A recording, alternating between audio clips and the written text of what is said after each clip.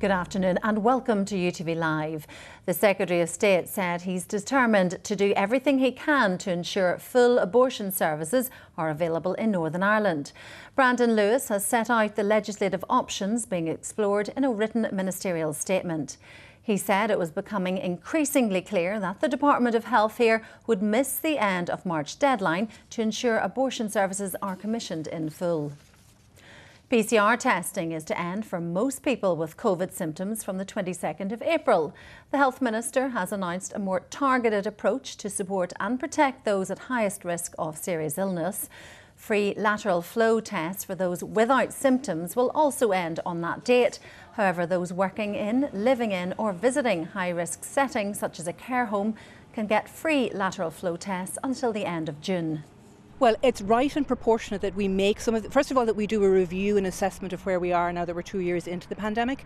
It is right and proportionate that we make these changes on the basis of the public health risk assessment. We're in a very different place now to where we were 2 years ago. We have a highly vaccinated population and we're about to start the spring booster campaign. A man has died after being assaulted in North Belfast last Friday. Police confirmed that 31-year-old Joseph Rich passed away yesterday after being wounded in the neck on Flack Street. The 30-year-old, who was arrested on suspicion of attempted murder, was later released pending further inquiries.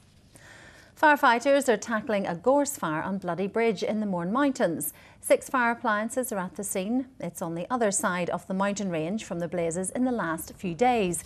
Firefighters have urged the public to avoid the area and say the call-outs are adding additional strain to the service. The Agriculture Minister intends to introduce badger culling in areas where there's a high incidence of bovine TB in cattle. Edwin Poots says he's taken into consideration the views of concerned parties such as conservation bodies. He says the current situation can't continue and action must be taken to address all aspects of TB. The Prince of Wales and Duchess of Cornwall have arrived in the Republic of Ireland on a 2-day tour as part of the Queen's Platinum Jubilee year. Charles and Camilla were making their first visit to Ireland's oldest city of Waterford. They were treated to a performance of a Viking reenactment reflecting on the city's past. They also met business owners and staff on their walkabout. Let's get the weather. Here's Louise.